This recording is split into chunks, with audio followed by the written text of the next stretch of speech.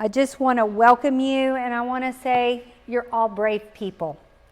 I know how grief can affect us, and I know when I was in that stage of the trenches of grief, it's sometimes hard to commit to things because you don't know how you're going to be doing that particular day. So I appreciate you being here, and people have different losses that are here, and I want to just honor where your heart is and whatever it is that you're dealing with. It's probably different for each and every one of you, but a little bit of background about me. I'm a native of Kerrville, Texas. I've lived in Texas all my life. I've been in ministry and still am in ministry. I have a ministry to people in grief and lead a community Bible study. I've been in social work for several decades, a business owner, an educator, a wife, a mother, a grandmother, a widow, a caregiver, and a writer and a speaker. So, a lot of what I'm going to share with you is from those experiences in my life. And I want to be transparent with you and just share some of the good, but the things that helped me move forward. In your packet that you received today, you do have some newspaper articles, and you do have places to take notes. Different things are going to resonate with different people. And I know if I write it down, I'm more likely to remember something. So feel free to take notes, and if you don't want to, that's fine too. There's not going to be a test on this.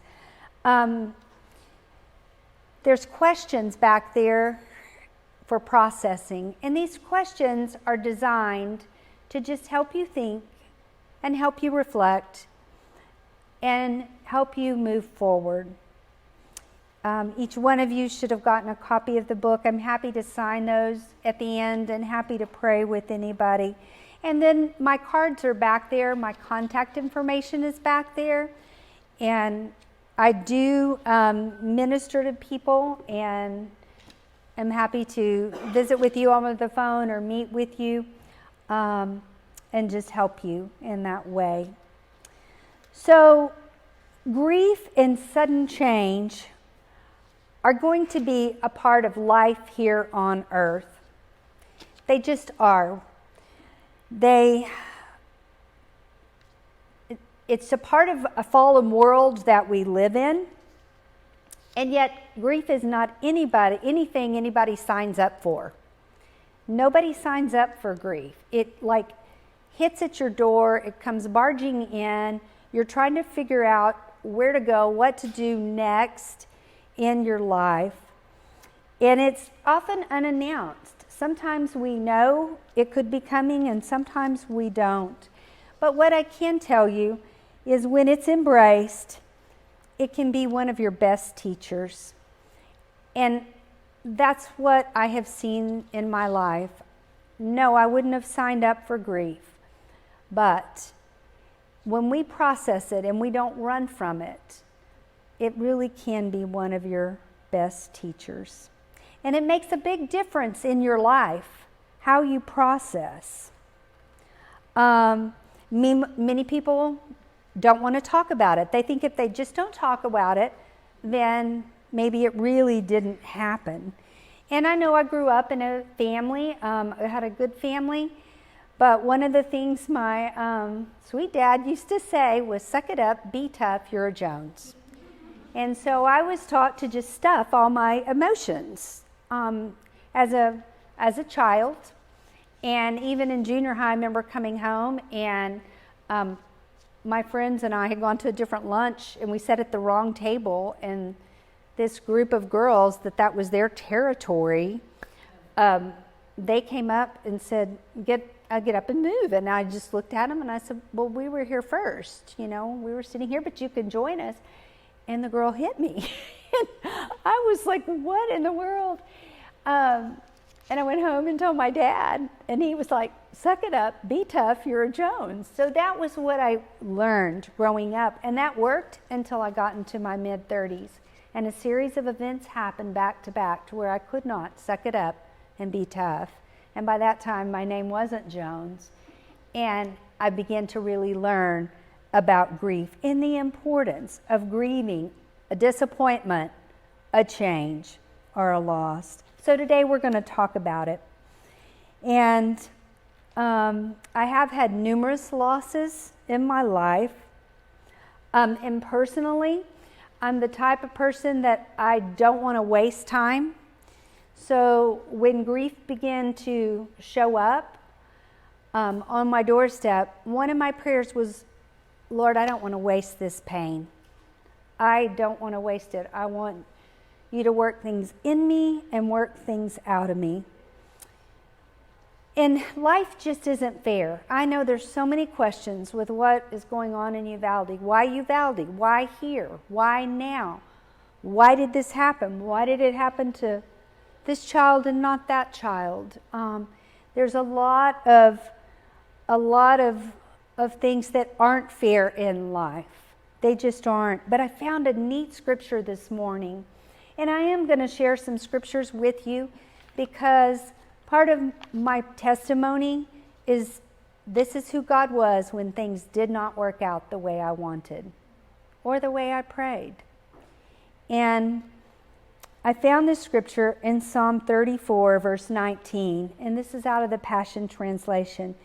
And it says, even when bad things happen to the good and godly ones, the Lord will give them and not let them be defeated. The Lord will save them. Sorry. So the Lord will save them. I'm going to read that again. Even when bad things happen to the good and godly ones, the Lord will save them and not let them be defeated. And you may feel defeated right now, and that's okay. That's where your heart is. But this is such a powerful promise for us. And it also says in Psalm 34, verse 18, the Lord is close to those who are crushed by pain, or the Lord is close to the brokenhearted. And so I want to encourage you with that. And there's no right or wrong way to grieve. People are going to be on different timelines. I think we might feel like we've already done it when we really haven't at times. And then there are those times then where it might take some people a little longer than it takes others. I know in my own journey of losing my late husband, I was widowed at 49. I went through the process pretty much immediately. Number one, I knew about it. But number two, my kids were all gone, and all of a sudden it was the first time in my entire life that I was living alone. I had lived with my mom and dad. I had a roommate in college. I got married. I had 3 kids, and all of them were gone. And that's just shortly after our last one started at UT that my husband passed away. And so I was face to face and had a lot of time to grieve. But for my children, it wasn't until on down the road. And I'll share a little bit more about that later. The goal tonight is for you to walk away with tools in your tool belt of life. And we're going to talk about what grief is, how it affects us, the challenges, the benefits, but how to partner with the process and heal. And another goal that I have is to unravel any lies that you might have believed about the process, and another layer of healing come, and that you truly learn to thrive, and that this can be a stepping stone wherever you find yourself. Thrive means to grow vigorously or to develop vigorously. And when my husband was diagnosed, he had a rare cancer that 2 in a million get. So it was very rare. It was advanced stage 3 when we discovered it. And he immediately they sent us down to MD Anderson, and he started these 10-hour chemo treatments.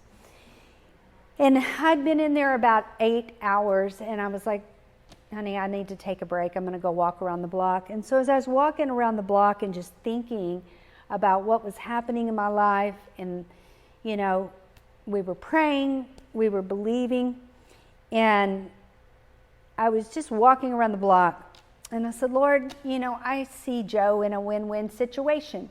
Either you heal him and we have a great testimony, or you take him home and he's with you, but I'm left here to pick up the pieces, and that doesn't seem fair. But I know you love me, and I know you're with me, but it just doesn't seem fair. And the Holy Spirit just spoke ever so softly to me as I walked around that block, and he said, I will either heal Joe or I'll heal your broken heart. And so that's what I clung to once my husband was gone. And I had written that down, I'm a journaler, and I had written that down in my journal, what I thought I heard God say. And the big question, though, when we find ourselves in that place, before I go to the question, I want to give that to you, because we're going to talk about some scriptures how the Lord does heal the brokenhearted when we partner with him. But each of us have a choice in that. I gave you the scripture in Psalm 34:18 that says the Lord is near to the brokenhearted. And the big question, when we find that we've lost a loved one, we've had a huge change in our life, or a huge disappointment in our life, or our dreams shattered, is what are you going to do with the grief process? And you know, when we take responsibilities for our choices, then we take our power back. And what I mean by that is, what I have discovered is Joe got cancer and he was gone. I didn't cause the cancer. I didn't do anything. And at first I felt like a victim. But God showed me that I had a God-given right to be healed. And I had a God-given right to overcome in the adversity. And I hung on to that. I had choices. So in that place was where I said, I don't want to waste this pain. Lord, work things in me and out me and keep me moving through the process. And so you might write that down. Lord, keep me moving through the process of grief. Because for me, I didn't want to get stuck. I didn't want to be bitter. I knew plenty of people that had had losses, sudden change, and they had become bitter and angry people. And that was not what I wanted my life to be about. Many in the Bible, if you study it, had their plans hijacked and lost loved ones, had their plans changed. Job, for one, Job lost his entire family. David lost a son. David and Bathsheba lost a son. Mary, the mother of Jesus, watched her own son hang on the cross. So there's many, if you look in there, and I begin to quickly see, this isn't just what this is happening to me. It's happened to many that have gone before me and are really well noted and talked about a lot these days. So see if I can do this. What is grief? What is grief? Well, it's the process of letting go. You may want to write this down. The process of letting go, saying goodbye to a person or season in our lives and moving on to what God has for us. It's the process of letting go, saying goodbye to a person or season in our lives, and moving on to what God has for us. not long after I lost my husband, I read Psalm 23, verse 4, which is common, I think, in especially at memorial services. It says, "Yea, though I walk through the valley of the shadow of death, I will fear no evil, for you are with me. Your rod and staff, they comfort me." And that's a scripture that's read often. The 23rd Psalm is something that's read often. But all of a sudden, that word "through" jumped out at me like it was in big, red, bold letters. I looked at it, and I looked at it again. I thought, I bet I've read this scripture, 50, 60, 70 times in my lifetime. But when I saw the word "through," it gave me hope. And I wrote scriptures down so I wasn't fumbling around and taking time finding them. But if you go and look in my Bible, the word "through" is circled 3 or 4 times in there, because I saw that grief was not, and my pain, my heart being broken, was not my destination. It was just part of the journey. And so I began to pray, Lord, what do I need to let go of today?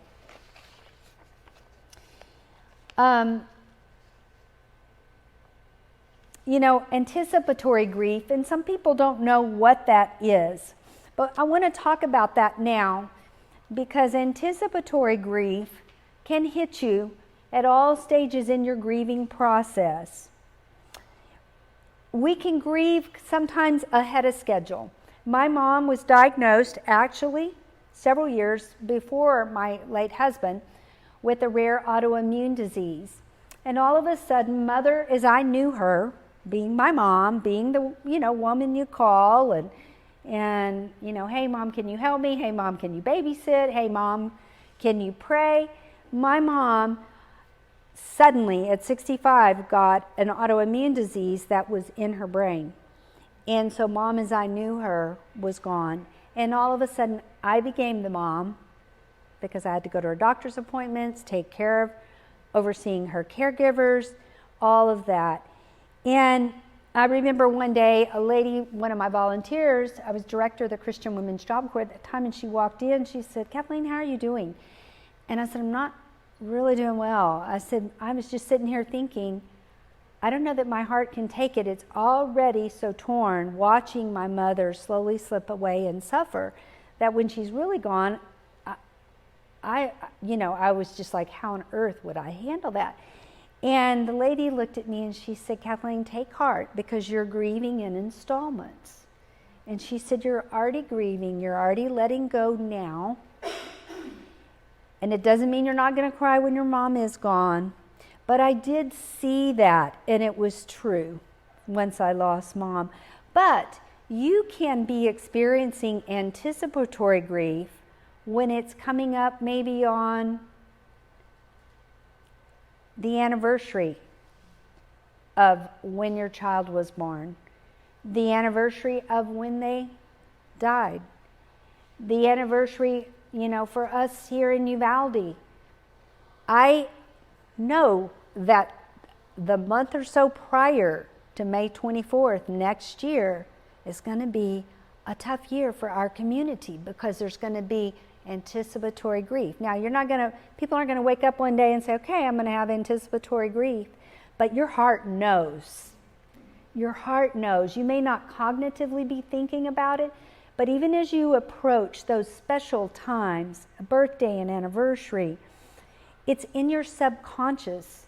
It's in your subconsciousness. So be aware of that. I know I had lost a baby, and I had lost it in utero, and that child would have been 26 now. And even, I think it was last year, in August, I remember one day sitting down and I was like, what is wrong with me? I'm not myself. I feel down. I almost feel depressed, and I don't have anything really to, I was thinking, and all of a sudden it hit me. It was the anniversary, coming up on the anniversary of the day I had lost that baby. And so you might find yourself in those places And I want to make you aware, when you do, step back. And it can be an aha thing. You can say, okay, this is what it is. This is what it is. And then we can embrace, and we're going to talk about letting go and embracing a little more. But I want to talk about anticipatory grief.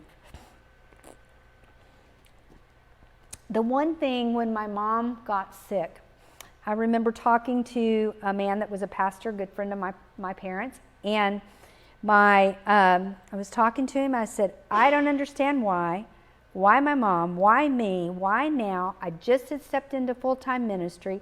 Why? I had all these questions. And his name was Frank. He so kindly, he said, Kathleen, the big question is, can you trust God if you never get the answer? And I said, I don't know, Frank. I'm going to have to get back to you on that. I wasn't going to lie to him. I needed to really think about that. And a lot of times we're not going to get an answer to the why question here on earth. We're just not. And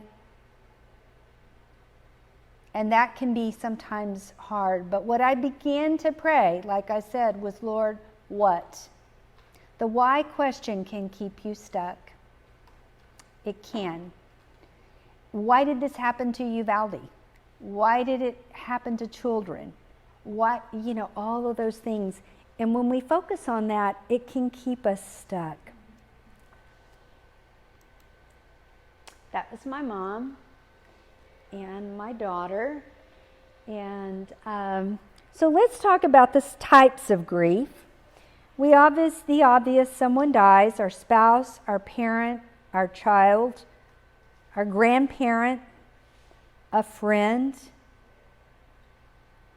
And this can be anticipated or not. But I will say, watching someone I love suffer, which was my mom and my late husband, watching somebody you love suffer and not being able to fix it is one of the hardest things I've ever done. And there was grieving in that process with, like I said, with my mom. Other people, it's sudden.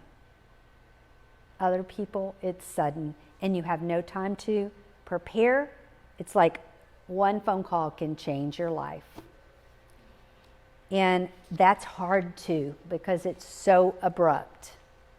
It's so abrupt. Another kind of grief can be moving to another place. When you move, you're letting go of your acquaintances, your job, your close friend. And I know we moved at one point from Kerrville. We moved, my late husband got a job in Bastrop, and we moved over there. And I was just like, my heart just sunk. And we wanted to move. It was a choice we made for our family. But I got there and I miss my friends. I miss walking in Walmart and running into people I know. I missed just my comfort stuff, that you just get used to when you live in the same place for a long time. So that's another kind of grief.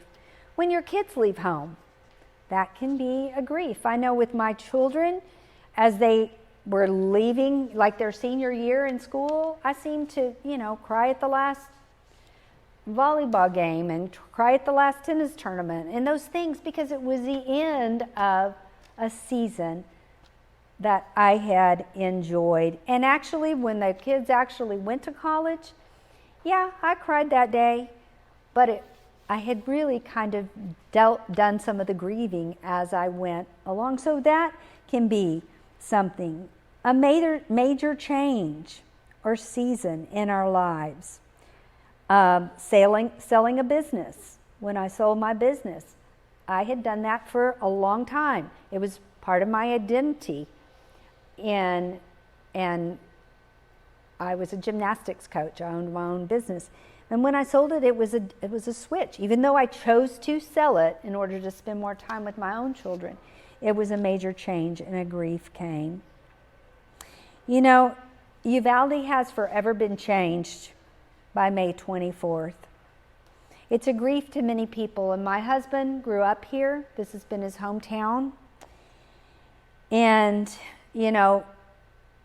one of the things, as things began to happen in the days after that, and I could just see the struggle in his heart, I looked at him and I said, Stephen, Uvalde as you knew it is going to forever be different. It is. It's been known as a good old boy town. One man that wasn't well made some wrong decisions that cost a lot of people a lot of things. But that's a sudden change. That's a huge disappointment. And people don't think about processing their disappointments. And even the little ones, I think we need to take to the Lord. But I do feel, and this is my prayer, that as a community we'll come together and we'll heal. And it will be even better in some form or fashion. But it's going to look different. And different's not wrong, it's just different. And you might have to write that down. Different isn't wrong, it's just different. The death of a dream, that's another type of grief. My late husband and I married early. I was 19, he was 22. So we kind of grew up together. And we talked about our oldest son was born a year and a half after we were married, and which wasn't part of our 5-year plan, but it happened. And so here we go. Okay, we're going to be parents earlier. And so for years we talked about, but one day we're going to have a little more money, hopefully when we're older. Our kids are going to be gone, and we often talked about the second honeymoon that we were going to have. And so when he got sick, my youngest son's freshman year in college, and all of a sudden, we'd raised our kids to be independent, self-sufficient, but it was all of a sudden, our honeymoon season looked different because we were driving back and forth to MD Anderson. That's a death of a dream. I have another dear friend that struggled with infertility. She was never able to conceive. And we were talking not too long ago, and she's my age, a little bit younger, and we were talking about grief, and she said, I find myself even having waves of grief now. She said, because all my friends are posting pictures of their grandkids, and I don't have any grandkids to post pictures of. And I had never thought about that. I had another friend that went through infertility, and she actually is the one that taught me a lot about the grief process, because she had to die to the dream of having children. And I never thought about it even lingering years later, to when this woman would be a grandmother. Losing a pet. Some people's pets are part of their family. And if you have a pet that's like part of your family, there can be a grief when that pet's gone. I am not a dog person, but after my late husband was gone, we had a dog. He was a dog person. The dog was an outside dog. And after about 2 weeks after he was gone, maybe 3, because I went away right after with my oldest son, I looked at that dog and I said, Maggie, come inside. Something else has to breathe in this house besides me. It was way too quiet. Just hearing panning was, it made me happy. And so that dog became an indoor dog. And she would sit right beside me on the nights that I would cry. She was very sensitive. It was interesting because she kind of became my shadow. And even, when I remember when I married Stephen, which I have been remarried now 10 years. And I remember when I married Stephen, and we came home from our honeymoon, and he crawls into bed. Maggie's kind of like, what is going on?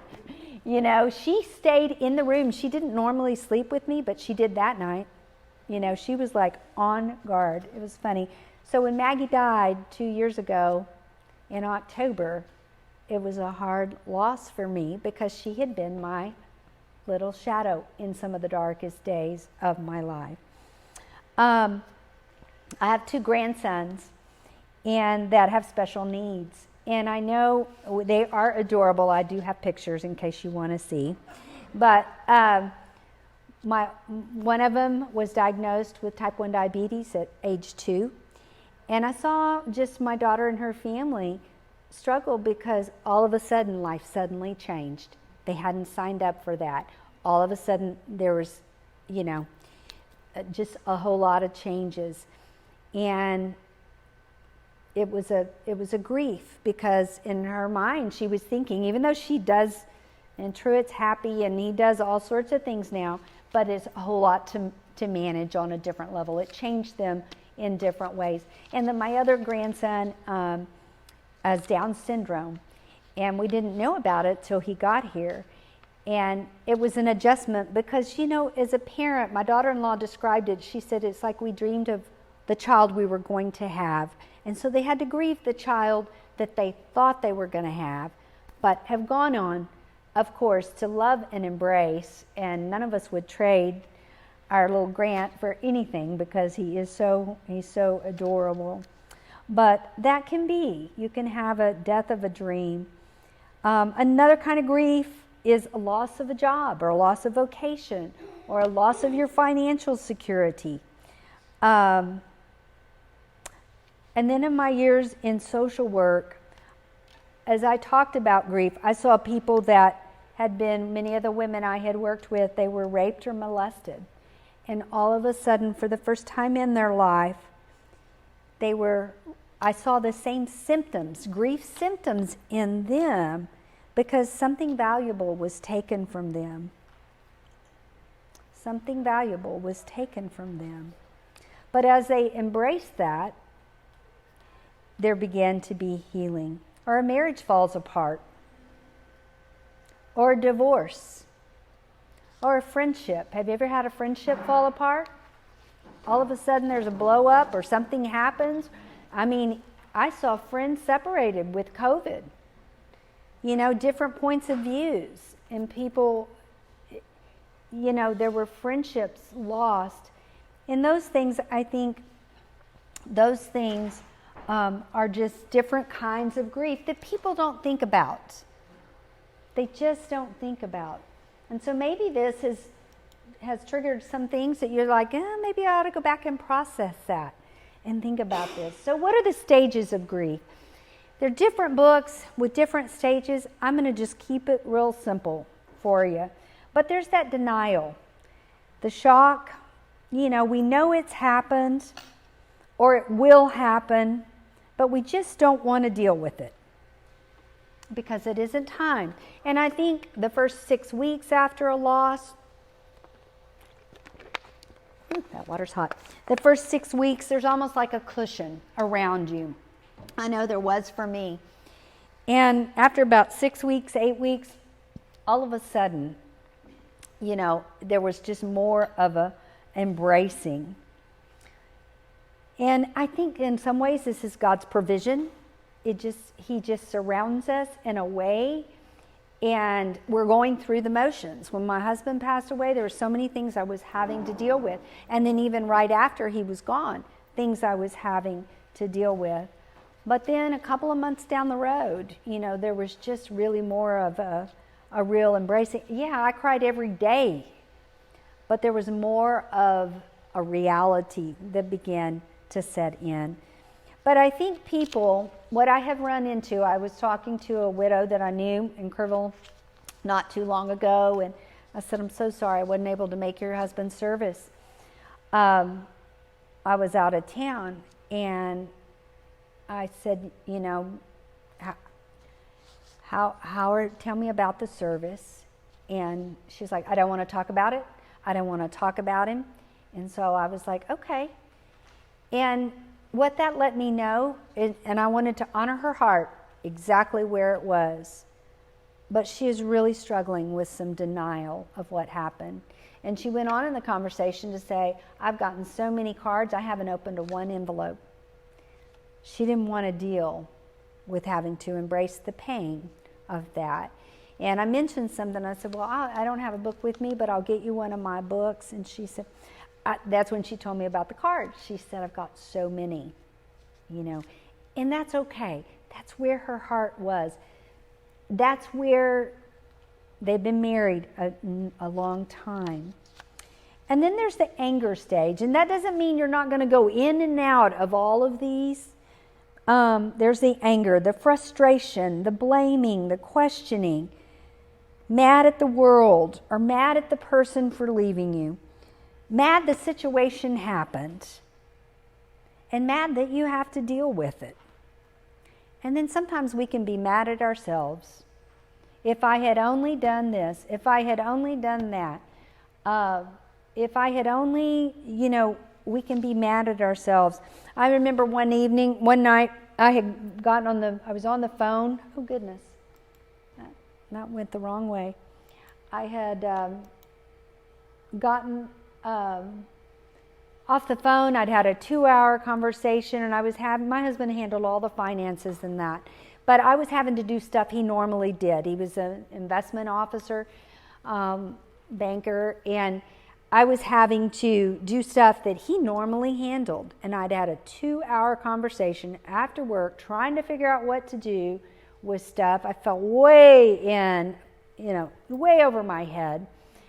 And I got off that phone, and there was a plate right by where I was, and I picked up that plate and I threw it all the way across the room, and it shattered. And just the noise of it shattering, it startled me. And then I was like, oh my word, what did I just do? And I broke down and sobbed. But I was like, what on earth is wrong with me? And what I just realized is I was mad at him for leaving me, even though he had no choice. I was mad I had to deal with it. And I was mad at God because he hadn't healed him. But one by one, I took time to choose to forgive. And I know that may sound funny to you, but I needed to forgive him for leaving me, even though he had no choice. There was something about because forgiveness sets our heart free. We cannot change our circumstances at times, but forgiveness is something you do for yourself. And, that is one anger, it can be a red flag of unforgiveness or really fear. And I think there was a fear of the future I was struggling with. There was a anger because I didn't want to be in the situation. And I had to deal with things I didn't want to deal with. But in that place, I had a choice of what was I going to do with that. And for me, I needed to forgive God. I remember praying a prayer that sounded so funny. I was like, Lord, I know you're God. I know you don't make mistakes, but I'm mad and I'm angry.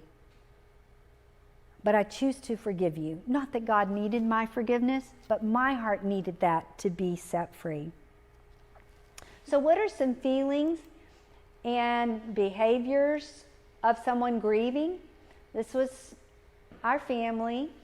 This is my late husband, and I've got 2 6'4" redheaded boys, and that's one of my daughter-in-laws, and my daughter is right next to me.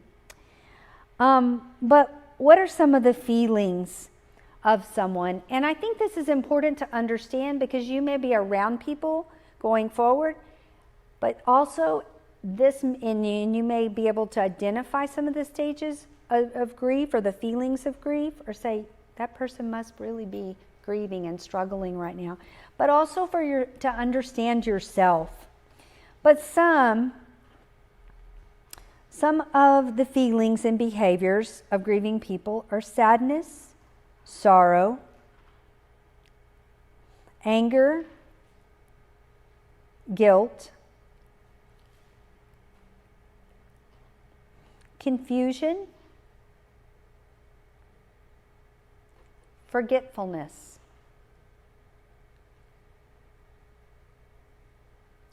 And I want to stop at forgetfulness because I was 49, and I was an executive director at that time. I was managing a lot of things, but all of a sudden I began to get real forgetful. And that bothered me. I thought, am I losing my mind? I really did. I thought, maybe, what is wrong with me? Why can't I remember that? Oh my gosh, I can't believe I forgot that. stuff that normally, and I was talking to somebody about it, and they said that's just part of grief.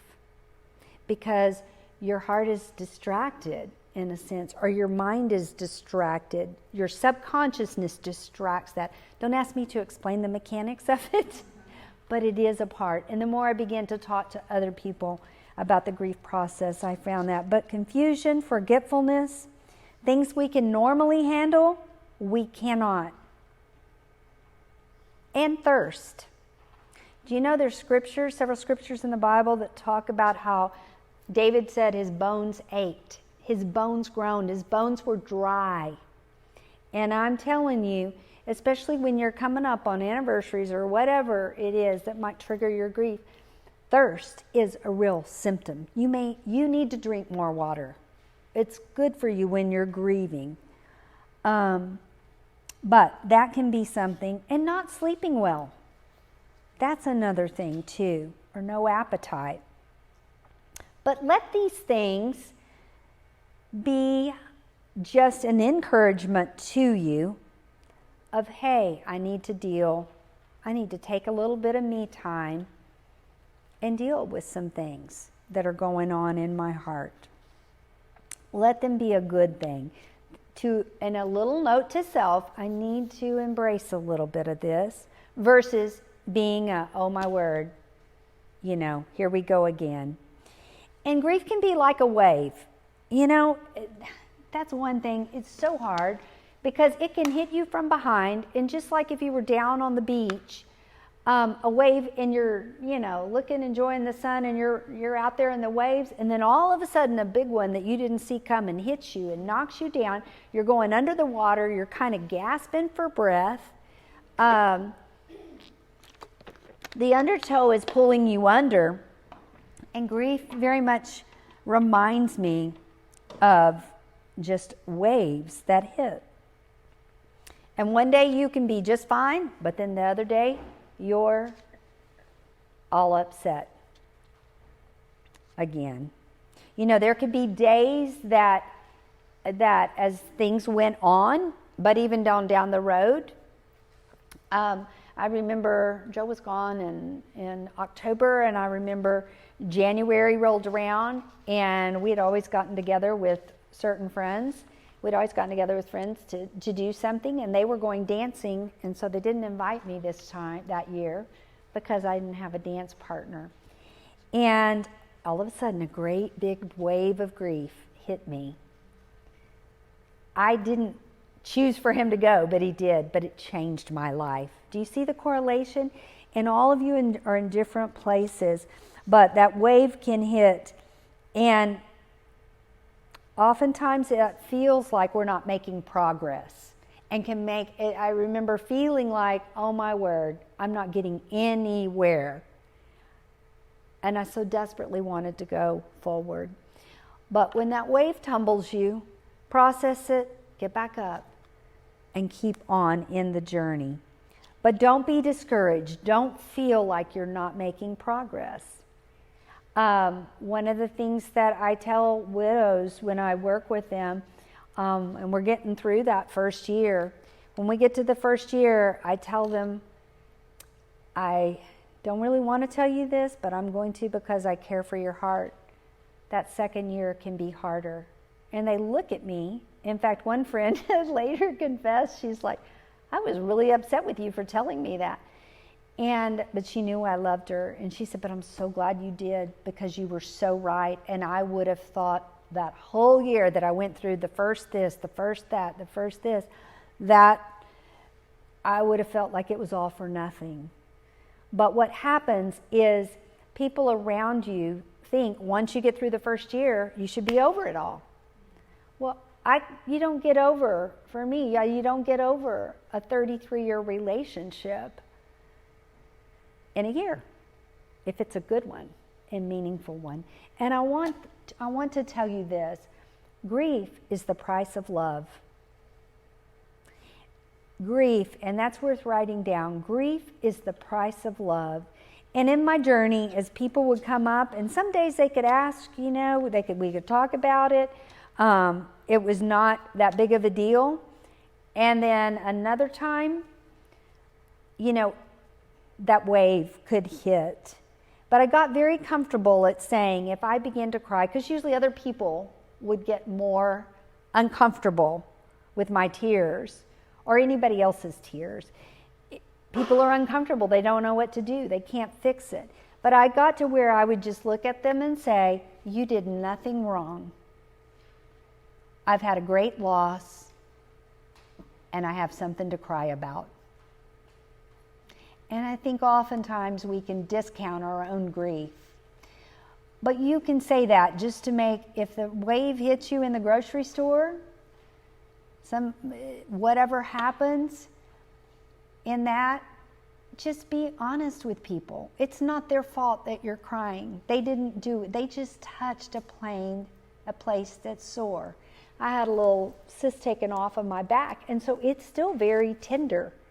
And someone came up the other day and gave me a good pat on the back, and I kind of flinched because it's still tender. And that's kind of the way it is when somebody says something or your grief is triggered. That wasn't that person's fault. They weren't trying to hurt me, but they touched a sensitive part, a spot on my person. But grief is the price of love. What are some challenges of grief? Man, there's some challenges in it. Well, number one, and this was my number one, this was what I put as, not that these are in order of one's more than the other, but it's exhausting. So be patient with yourself. It's exhausting. You're going to have to give yourself grace. It's exhausting. So be kind to you and be patient with yourself.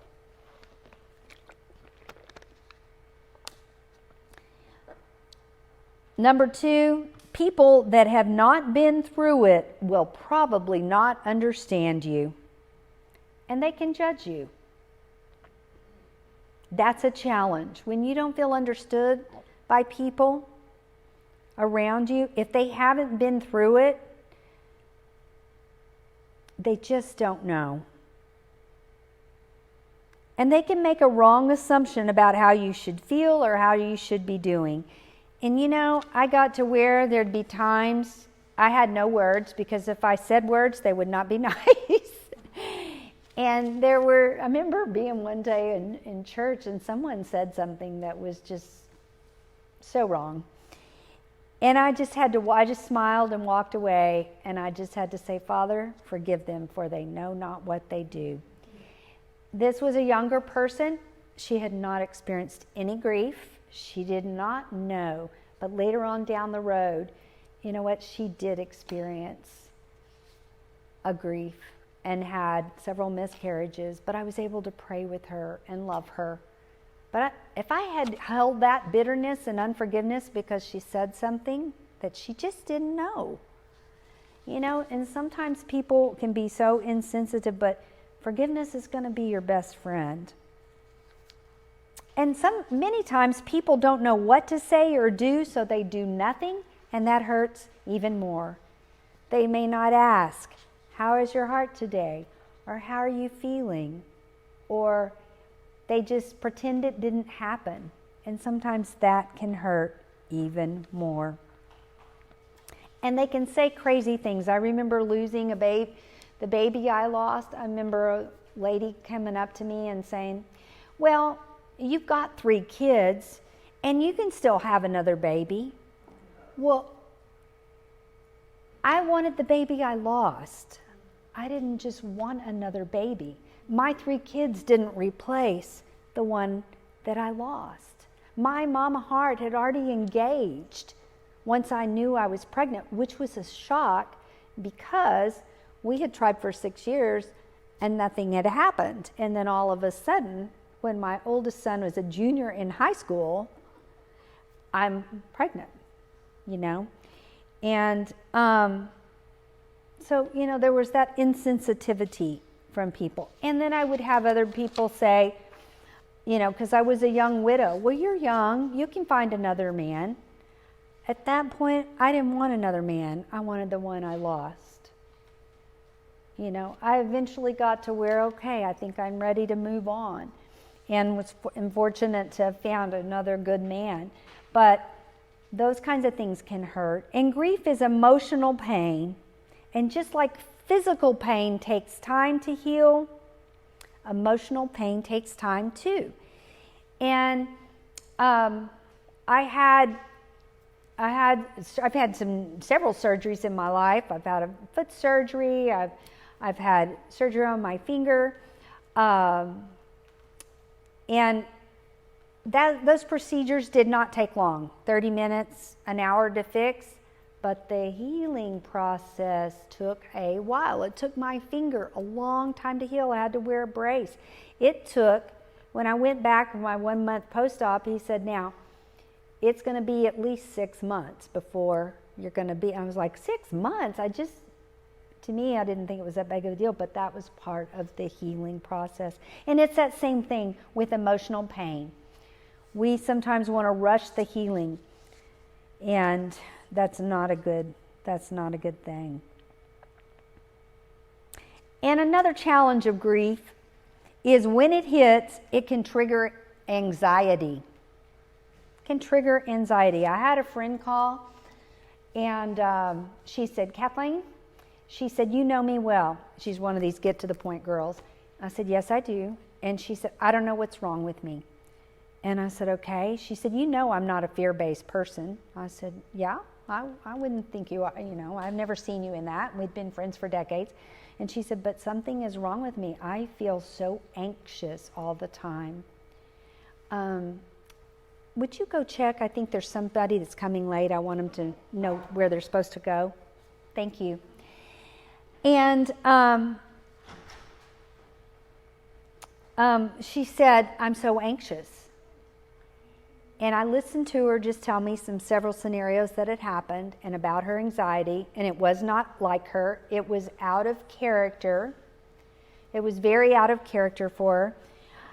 But I suddenly remembered she had lost her mom about 2 months before that. And so I waited until she was able to just take a breath and breathe a little bit. And I said, what's going on with you is this is grief. I said, you've been so busy wrapping up your mom's affairs. You've been so busy taking care of everything. Laura, would you mind getting her a packet? Yes, thank you. And I said, it's grief. But grief can make you anxious. It can trigger an anxiety. And here's why.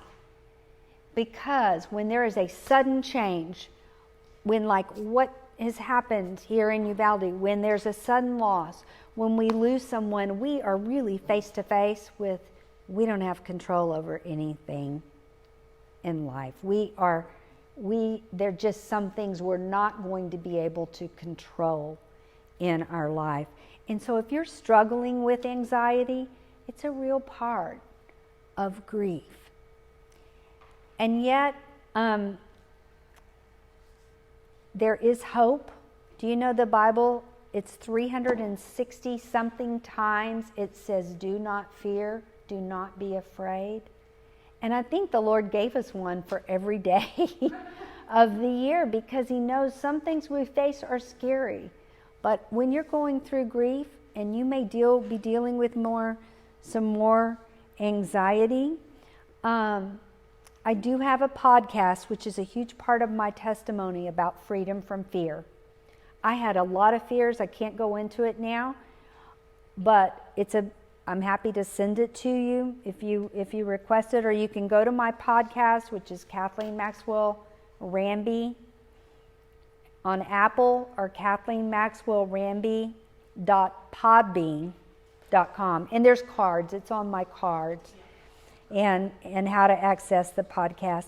But I have several podcasts that talk about anxiety and talk about fear and talk about freedom from it. So another challenge in the grief process is we can get stuck if we focus on the why instead of the what. One of the things I learned in the slow process of watching my mother slowly slip away was I wrestled a lot with the why question with Mother. And when my late husband got sick, I didn't. And I said, my mom taught me more in her dying than she did in her living in some ways, because she prepared me in a great way for what I went through when I was 49. But if we stay focused on the why, for me, why did I lose that baby? Maybe I should have done this. Maybe I shouldn't have done this. Maybe that your mind goes all over the place. If I'd only made my husband wear more sunscreen, you can blame yourself. You can get stuck on the why. But ask God what? God, what do you want to work in me? And what do you want to work out of me? And the other challenge of grief is an inability to concentrate. There's an inability at times to concentrate because emotionally you're somewhere else. And I could be standing there looking at somebody, watching their lips move, and then walk away and thought, I don't know what on earth they said, because I might be looking at them, but my mind or my heart was someplace else. And so there can be an inability to concentrate. So I make you aware of these things to just let you know if you're having some of these, they're normal. They can be just signs you need to process a little more, but let them be just a little flag. Hey, we might need to do this, and you're not going crazy, and it's just part of that process. And grief can make you feel all alone. Grief is lonely. It can be all alone because you can make you feel all alone, but God understands our grief. I felt so lonely when I was widowed because I wasn't a couple and married life was all I had known. I'd been married longer than I hadn't been married. And that's another grief that I didn't even bring up. I have friends that are single and in their 40s. They've never been married, and that's a great desire for them. And I see the grief of just not finding that person they want to spend the rest of their life. I didn't bring that one up. But grief can make you feel lonely. But God understands. Isaiah 61, and I want to read this to you, one of my favorite passages because there's promises in here. The Spirit of the Lord is upon me, because the Lord hath anointed me to preach good tidings to the meek. He sent me, this is a foretelling of Jesus coming, He sent me to bind up the brokenhearted, to proclaim liberty to the captives, and the opening of prison to those that are bound, to proclaim the acceptable year of the Lord and the day of vengeance of our God, to comfort all that mourn, and to appoint unto them that mourn in Zion, to give them beauty for ashes. That's a promise you can hang on to. The oil of joy for mourning, the garment of praise for the spirit of heaviness, that they might be called trees of righteousness, the planted of the Lord. Right there in that passage, Isaiah 61, it says that, and I clung to that, God, bind up my broken heart, heal my broken heart. That can be your prayer too. And He promises to give beauty for ashes and the oil of joy for mourning. God understands. Psalm 6 and 7 says, I'm worn out from groaning all night long. I flood my bed with weeping and drench my couch with tears. So there are many that have gone before us that understand grief, and they put it in the Bible so that we could have something to hang on to.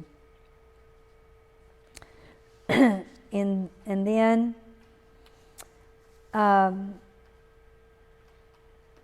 then there's John 14, 18, 26, and 27. God understands so much, He sent Jesus and the Holy Spirit to help us. It says, but the Helper, the Holy Spirit, whom the Father will send in my name, will teach you all things and bring things to your remembrance, that I've said to you. That was a real comfort because I was so forgetful in grief. I was like, okay, Lord, remind me where my keys are. Remind me of that. That was a promise. So what are some ways to say goodbye? What are some ways? Well, we say goodbye to bring peace to our hearts. You say goodbye to bring peace to your heart. And I think that's the goal of all of us. We don't want our hearts to stay in a place. Grief is a part of life here on earth, but we say goodbye and we let go because we want peace in our own hearts. And one of my prayers in the morning was, Lord, show me what I need to let go of today. Just today. Because I had to take one day at a time. If I looked at everything I needed to let go of, it was way too much. But I could handle, and sometimes it was an hour. What do I need to just show me today? And it was little things. There's so many little things in our life when you've had a loss, a sudden change, a disappointment. All of these things can cause grief. But we say goodbye in order to move on. And your loved one, whatever it is you've lost, your job, your whatever, it deserves a goodbye. It deserves to be honored with a goodbye. And sometimes we just need to take time and say, that was the death of a dream, and I can see it's not going to happen. But Lord, I choose to give it to you and let go. Otherwise, we can stay sad, stuck, depressed. And that's not what I feel like God has for us, because it tells us in John 10:10 that Jesus came so we could have life and life abundantly.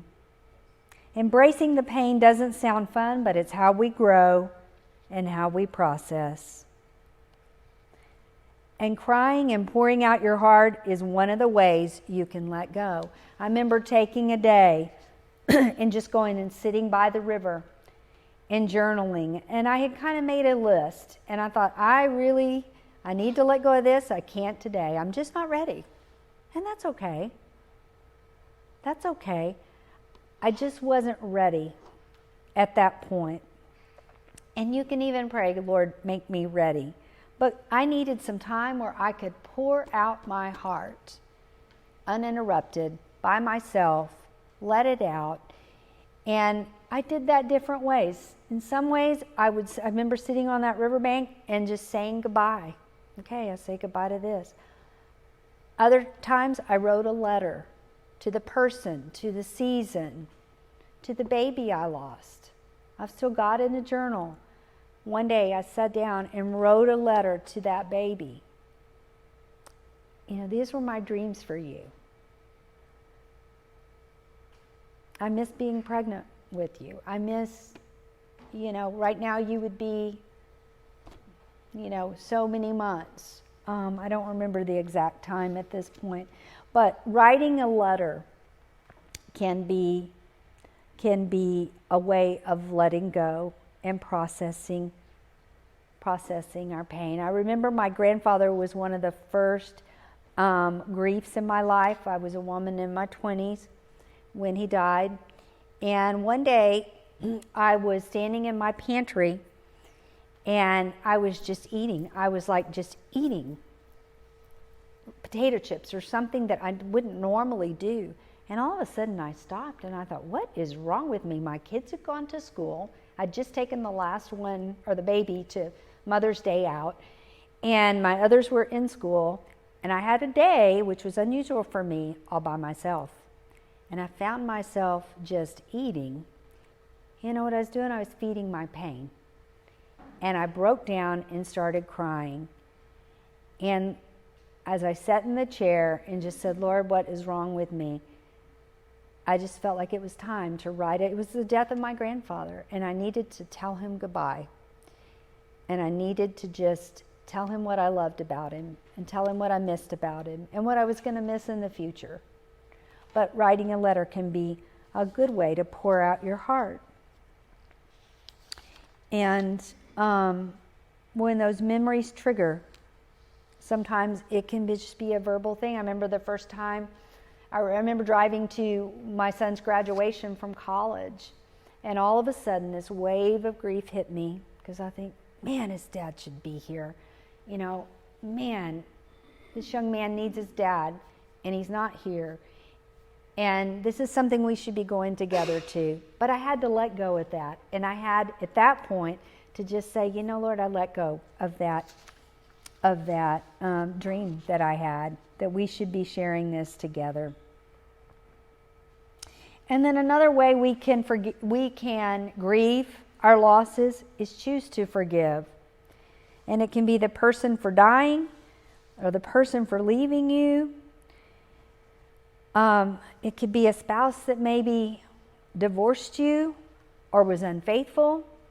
That's another. There's so many griefs in life. But forgiveness keeps our heart soft.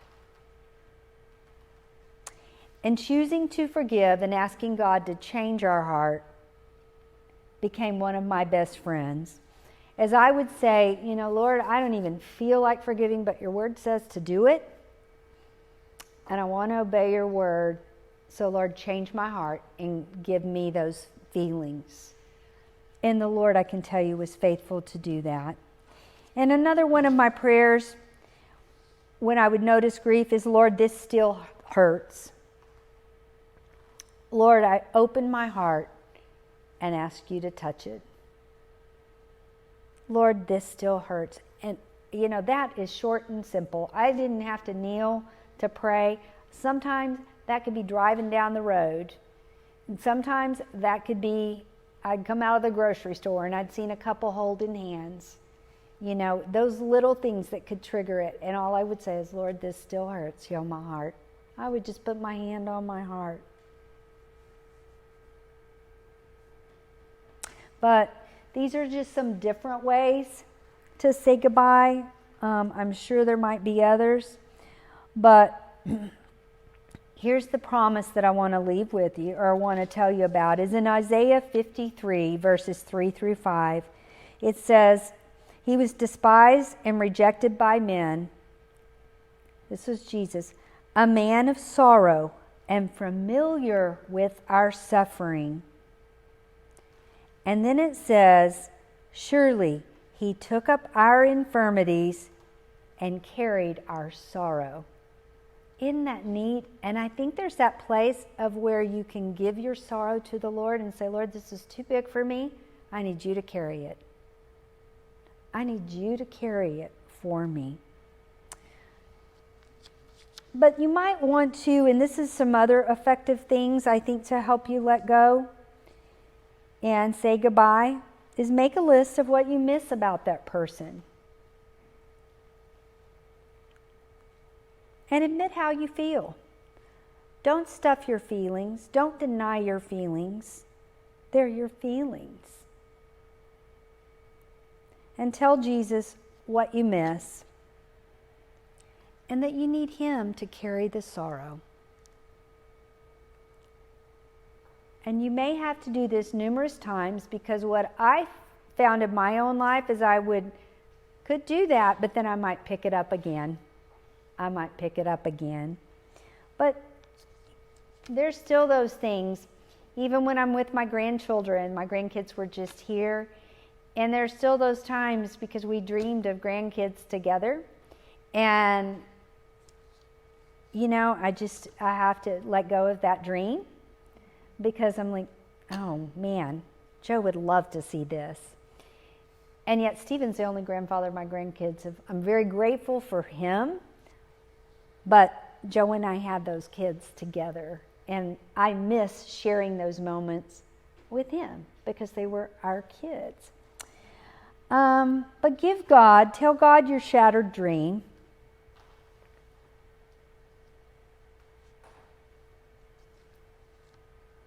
And then ask him to carry that sorrow and give you new dreams. I came to a place where I was like, Lord, I need you to give me new dreams, because all my dreams died of what I thought this season of my life would look like. And so I need you to give me new dreams.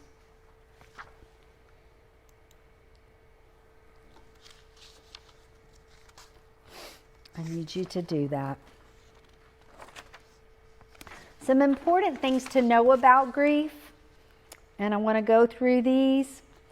Number one, it's a process and cannot be rushed. It's a process and cannot be rushed. Just because you go out tonight and you know some more things about grief, hopefully, it's still a process. Healing is a process in the natural, and it is in the emotional too.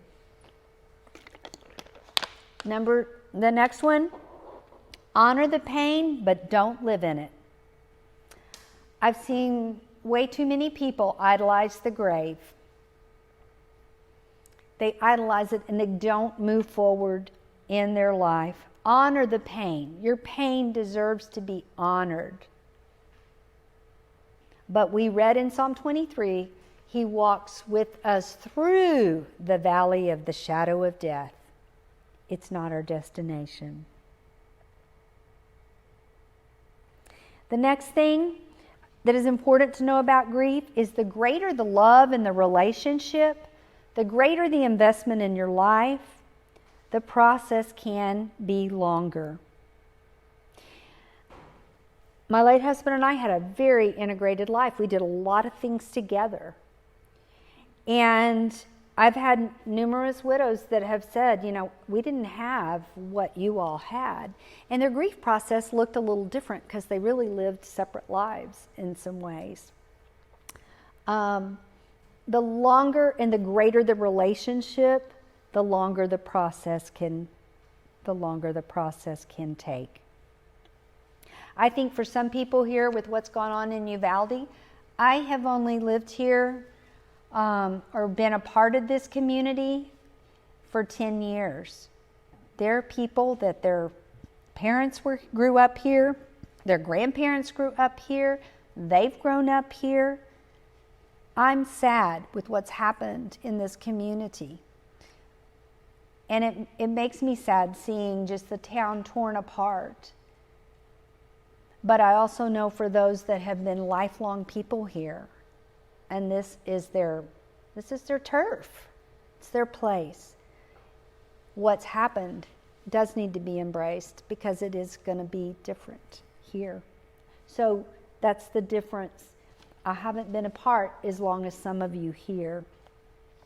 But hopefully I can be somebody to take people's hands and help move forward. The most important thing, I think, is to keep moving through it. That was one of my constant prayers, is Lord, don't let me get stuck. Keep me moving through the grief process.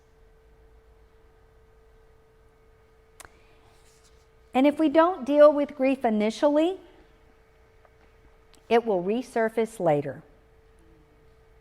It will resurface if we don't deal with it. One of my children, my youngest, and he's given me permission to share this. It's in the book. But when he lost his dad, I thought, man, this ball could roll either way. He's a young man. Dad isn't here. His dad was a huge UT fan. He was going to his, anyway. And I thought he could drop out of college. He could go into drugs. He could go into, God knows what, as your mom, again, that anxiety and worry because I was in my own grief. And I just felt the Lord tell me as I was writing and journaling that day, He said it may be a while before He embraces this, and it's got to be okay with you. And so I was like, all right, Lord. He graduated from college, did it in 4 years, wanted to make his dad proud. And about 2 years after that, he called me one night late, about 11 o'clock at night. I was already in bed, and he said, Mom, can we talk? I said, sure. He said, Mom, do you think I've grieved the loss of Dad? And I said, no, I don't, son, but that's okay. You've had a lot on your plate. You were a petroleum engineer. You had a hard major. You did it, and then you're trying to figure out a new job and all. I said, but it's okay. You can start now. But it hit him. He was dating a girl that's now his wife. And that was one of the things. He didn't even start he missed his dad, yes. He grieved, but do you see he was on he had a tough road ahead of him in a different way than I did. But it did resurface, even though, that's my point, it didn't initially in some ways like it did with me, but it did come up later. So that's the thing. Embrace where you're at right now. The other thing is our feelings can lie to us. And here's what I mean by that. Your feelings can lie to you. I'm going to use a couple of examples. Number one, for the women or the men, if you live with a woman, you know that there's that time of the month when something can be a federal case, and then the next week it's not, because our hormones are at a different place. In the grief process, so that's one example of our feelings lying to us. You know, and as a woman, if you ever look back and think, why did I let that upset me that much? It wasn't that big of a deal. Well, you know, your hormones were just a little off. But I felt like my life was over when my husband died. I felt abandoned when my mother cognitively wasn't there and to help me in a time, even though she had no choice. But I felt like my life was over in a sense. But I still had a lot of life ahead of me. But I felt like that. Do you understand what I'm saying? Our feelings can lie to us and tell us your life is over. It'll never. That's what happens in suicide oftentimes. They feel overwhelmed by whatever problem and feel like nothing is worth living for. And it's that depression. I think so much of suicide and those things are unresolved grief. I bet if you sat down with each one and talked to them, and that's why it's important that we process some of these things. The beauty of grief is it can work things into us and work things out of us, and it tells us that all things work together for good. Don't be disillusioned when you're not making progress or when another wave hits. Don't be disillusioned. It's just part of the process. Felt like sometimes I'd take 3 steps forward, a wave would hit, and I was 2 steps back. 3 steps forward and 2 steps back. And no experience is exactly alike. And here's something that's very important. You, not others, are responsible for your healing. You can't look to other people to heal your heart. They may be part of the process, but you can't look. You've got to take responsibility. I have seen widows try to look to their kids to make them happy. Look to their kids and have an unreal expectation. And that was something, my kids were going through their own pain. They were dealing with their own loss of their dad. I couldn't expect them to heal my heart. I had to take responsibility for the process, for my choices, and for how I was going to walk through it.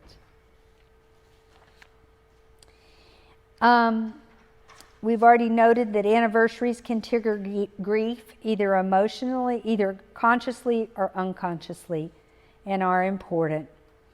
So those anniversaries that we've already talked about earlier can trigger. You may not sleep well. You may be more anxious. You may, sometimes those things can happen right before one of the anniversaries. Let me encourage you to put off making major decisions when you're in a deep place of grief. Oftentimes people can make rash decisions that they later regret. And it's important to take the pain to Jesus and tell him what we miss so he can carry that grief. So what are the benefits of grief? This is my husband, Stephen. And we are having our 10th anniversary the end of October. But what are some of the benefits? And I couldn't look to him to heal my heart either. He's been part of my new life, but it's not fair to look to him to heal my past. And that's reiterating, just taking responsibility. But one of the benefits is it can teach us a lot about ourselves and others. Grief can teach us a lot about ourselves. And I learned a lot about myself and living alone. When I was widowed, it was the first time, like I said, I had lived alone, and that was lonely, but by golly, all of a sudden, I could do what I want when I wanted. I didn't have to organize my schedule around my husband and my kids and my parents. You know, I could do what I wanted. So it can teach us, too, a lot about ourselves. I learned a lot about myself in that journey. And it also, one of the benefits, grief can show us who we are when we're standing on our own 2 feet. And I learned to laugh again. I laughed at myself. Sometimes I did some of the craziest things just in that whole journey of making a new life. One of the benefits I have noticed too is in my life, it developed a deeper compassion in my heart. And grief softens us. I'm much more sensitive to the needs of others than I was before. I ran into a woman a couple of years after I'd lost my husband, and we were having a conversation in the grocery store, and all of a sudden she stopped and looked at me and she said, "You're different." I said, "I am?" She said, "Yeah, you're softer." And I said, "Well, thank you." She said, "I noticed a softening to you in the journey." She said, "Grief has made you softer." And I got to thinking about it. I thought, it is. I'm much more compassionate than I was before. And it's a time of new beginning, and it's a time of new life. And I believe another benefit is it helps us know God better when we partner with Him. When you take His hand and just say, "I don't want to be here.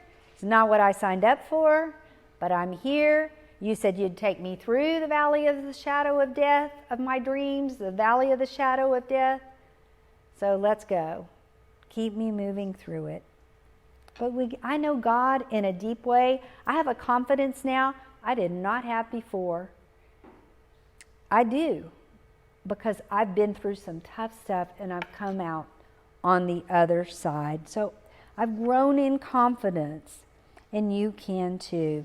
You know, I remember something that I was facing, and I remember thinking, oh my word, I don't know if I can do this. I just don't know. I was feeling some anxiousness about it.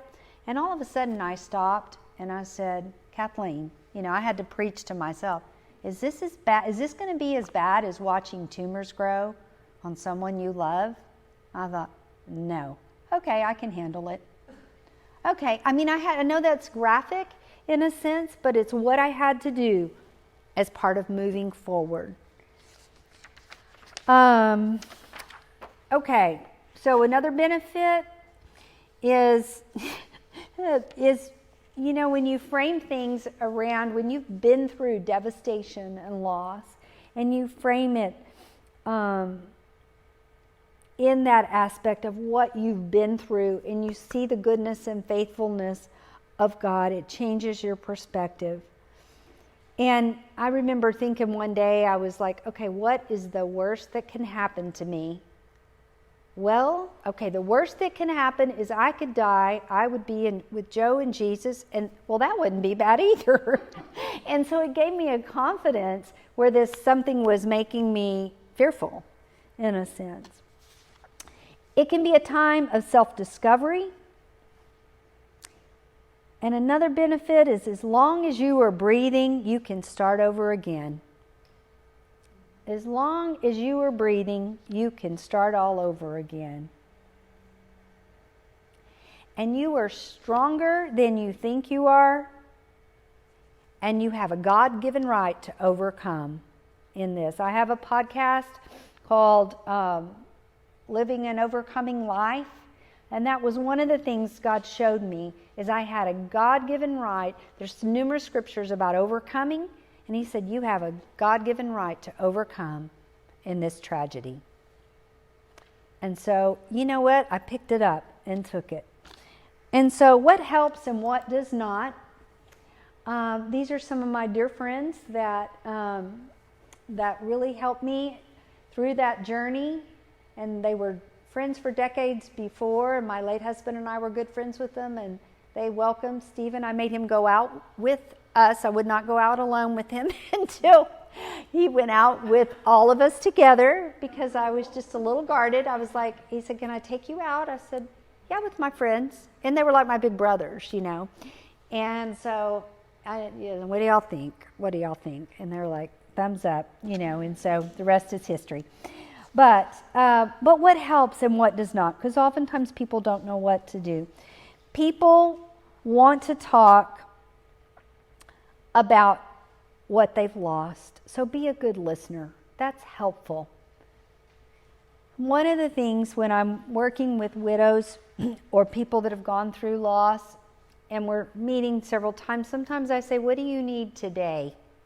Because today might be different than last week or the day before. And, you know, sometimes I just needed to talk. I needed someone to be a good listener. And sometimes I just needed to have fun again and not deal with it. So sometimes, especially those close to you, you know, you might feel more freedom to say, you know what, today I need this. And I had some of these friends were like, we've never been widowed. We don't know how to do this. We need you to teach us and tell us what you need. And that really was the best gift ever, because it gave me freedom. But be a good listener. Sit eye to eye and look people in the eye, because that is important. Oftentimes people that are grieving need someone to just sit with them in their pain. Don't say, I know exactly how you feel. You don't know exactly how they feel. I don't know exactly. My friend that's sitting here lost her husband. Those were two different ways. I have some understanding of what she might be feeling or what she felt at that time, but I don't know exactly. So don't say that. That always, I don't know, somehow that kind of felt like it dishonored my own journey. And we already covered this. Don't say things like you'll have another baby, you'll get another husband. Don't say to people in the community of Uvalde, well, you can have another child. No, they're missing the one they lost, the one that was taken from them. Offer specific things to help. Though when people offered specific things, it was so helpful. I had someone call and say, Kathleen, I'm sending my yard man over the next 3 months. It was the best gift ever. People want to help genuinely, and they'll say, let me know what I can do. Well, I got to where I started keeping a little journal, because sometimes I couldn't think in that moment, but I would say, I'll text you. And I would think of what is their skill set, what are they good at, what would fit into there. People want to genuinely help, I think. But specific things. I had one man that was one of my husband's classmates call me up and said, hey, I just chopped a bunch of wood. Can I bring it over and put it on your porch? You know, it was such a huge gift to me, because it was something that my husband would take care of. Honor the anniversary. Honor the anniversary. Put a reminder in your phone of the anniversary. Call them. Send them a Valentine. But honor the anniversary. Maybe it's the anniversary of the death. Maybe it's their wedding anniversary. Maybe it's the birthday of the child. Maybe it's the day they lost the child. You know, you might plug that in if there's someone close to you. And what are keys to thriving in grief? Your heartache can be a stepping stone. Well, number one, let go daily and weekly. Let go daily and weekly. Sometimes I'd say, Lord, what do I need to let go of today? What do I need to let go of this week?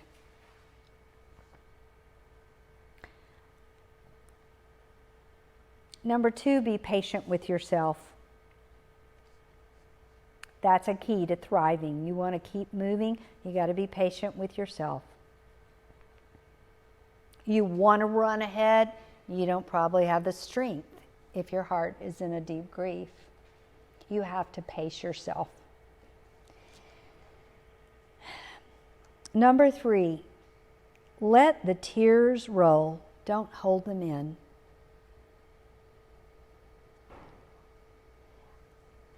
I know for me, I didn't like to cry. I certainly didn't like to cry in public. But I got comfortable with it when I realized, you know what, I have had a great loss, so it's okay. I didn't need to walk around in tears all day, every day. I didn't want to. Crying is exhausting. But if that happens, let them roll, because they're cleansing. And ask the Lord to reveal truth to you anywhere that your feelings have lied to you.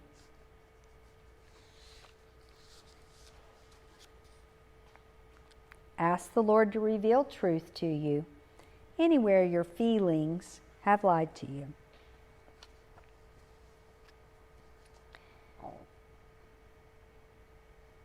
Number 5, keep a notebook of key information, a phone log, because you're just more forgetful. My best friend was a yellow spiral notebook. I could put sticky notes in it if I was out and about. I could go back and say, oh, okay, what date was it that I talked to that person? Who did I talk to? That's the one I want to talk to again, because I don't want to have to go through the story. You know, there were so many things you deal with after a death or a loss, or, you know, and just I'm helping some of the families navigate.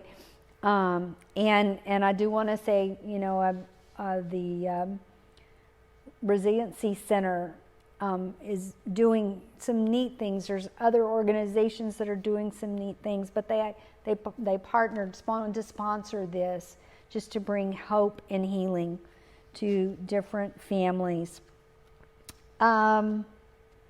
The next thing is, so keep a notebook, but understand that people will move on in their life, but your heart may still be hurting.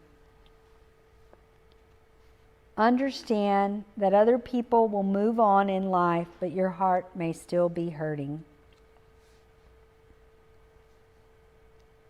And balance is the big key.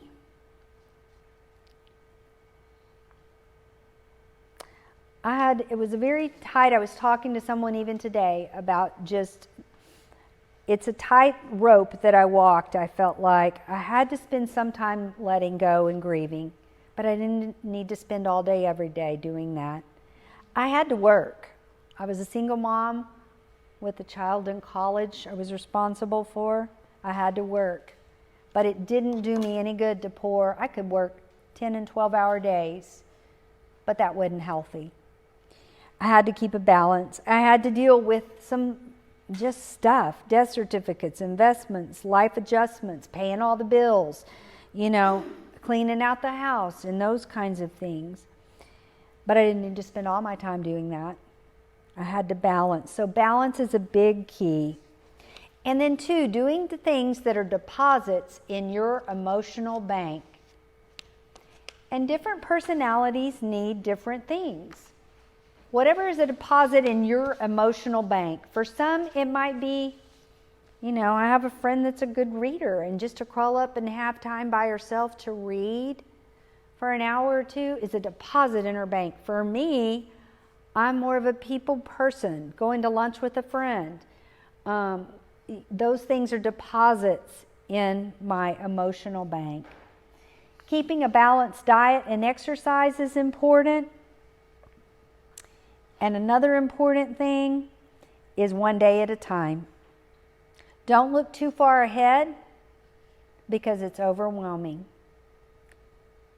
And don't look back all the time. If I looked at everything I lost, it's like trying to move forward. I would stumble, I would fall. I couldn't walk. If I had to walk to get out of this building, but I was looking backwards the whole time, I wouldn't do very well. You can't look backwards at all you've lost all the time, but to look ahead all the time at the unknown can be overwhelming, and the future, you know, to think of life without my late husband and a whole life, or, you know, what was left of my life was just overwhelming. But if I looked at just what step do I need to take today, what do I need to do today, that was bite size for me. So one step at a time. And ask God to help you reframe things. Help Him one of my prayers was, Lord, help me to see things from your perspective. I feel like my life is over. And one of the things God showed me one day is he said, you have a lot of adventure ahead of you, Kathleen. This is hard. I know where you're at. We're going to keep moving through it, but you have a lot of adventure. And I will tell you, I have had a lot of adventure in my life. Those of you that know my husband, I've learned to hunt, I've learned to fish, I've done stuff I would never imagine. But adjust your lens. Ask God to adjust your lens. And we must be willing to try new things and be open. I had to step out of my comfort zone. Dating at 50, in my 50s, looked quite a bit different and looked scary than it did when I was 18, 19 years old. But you have to step out of your comfort zone, and you have to be willing to try new things and hang on to hope in the dark days. I kept telling myself, this is only a season. This is not the rest of my life. It felt like it was forever, but it was only a season. And step out. Make plans with people. Initiate connection. Don't just wait for them to call you. That's isolation. That increases the loneliness. So step out. Make connections. Invite someone to go to dinner with you. Invite someone to do something that you enjoy doing. And another key I found to thriving through grief is you have a God-given right to be healed. Because of Jesus died on the cross, you have a God-given right to be healed. And pray for grief to have a good work in you. And ask God to help you not get stuck. Another big key is choose to live with the questions. Just choose to live with the questions that you don't have answers for.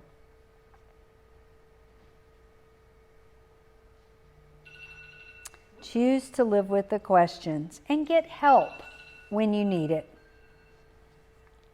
Get help. You've all got my card, my email. Sometimes you might just need somebody to pray with you, encourage you. There's bereavement centers here that are available. There's grief counseling available. I always look for somebody that was not stuck, somebody that was living life again beyond their loss. And I think that's important. But get help when you need it and hang on to hope. Let hope anchor your soul. Let hope anchor your soul. And with the holidays, I want to just make a quick little blurb, and I know y'all have done wonderful taking notes, and I know we want to wrap this up. But sometimes when you're facing the holidays, they can be difficult because so many memories are tied. So many memories are tied to holidays. And you don't really feel, your heart doesn't really feel like celebrating. I think as we approach the holiday season, more of the reality is going to hit the community of Uvalde. More of the reality of what has happened is going to hit. And you just I didn't feel like celebrating during that time, but it was important to make new memories. And so the first year that my husband was gone, the kids said, "Mom, we don't want to come home." And that was devastating because I love being a mom. I created my home to be a place that everybody wanted to congregate, and they didn't want to come home. So we went out of the country. We did something different to celebrate that year. And we built new memories. Remember that the holidays can be more difficult because you're more exhausted than normal. And that takes away your ability to say, I really want to celebrate. And everyone may be rejoicing and singing and celebrating, but your heart's just not there. And I know for me, I felt vulnerable during the holiday season. I love the holidays, but I think you have to build new memories, and you definitely have to pace yourself. I couldn't go to all the parties that I went to in the past. I did not have the capacity and energy because I was working full time and my heart was dealing with the emotional pain that it was in. And the day of the holidays, and I'm going to do and talk more about this. I'm going to do another seminar in November. But take some time that day to honor your loved one, honor what you've lost. And it may either be alone or with the family. You may need a private moment, or you might want to just buy an ornament and just you hang it on the tree, just to commemorate your loss. And even at that time, give yourself permission to cry. You know, on Christmas Day, you might have to excuse yourself and just go to the bathroom for a minute, or walk outside at the family gathering and just have your moment. And that's okay.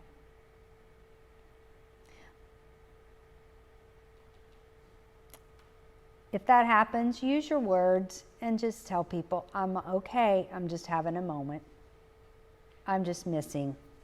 Whatever it is you're missing. But allow yourself some private time to process on holidays as you think, as you reflect at what you thought this time would be, of what you expected to do. And if you don't have some plans, make some. Sometimes the holidays can be so lonely if we're all by ourselves.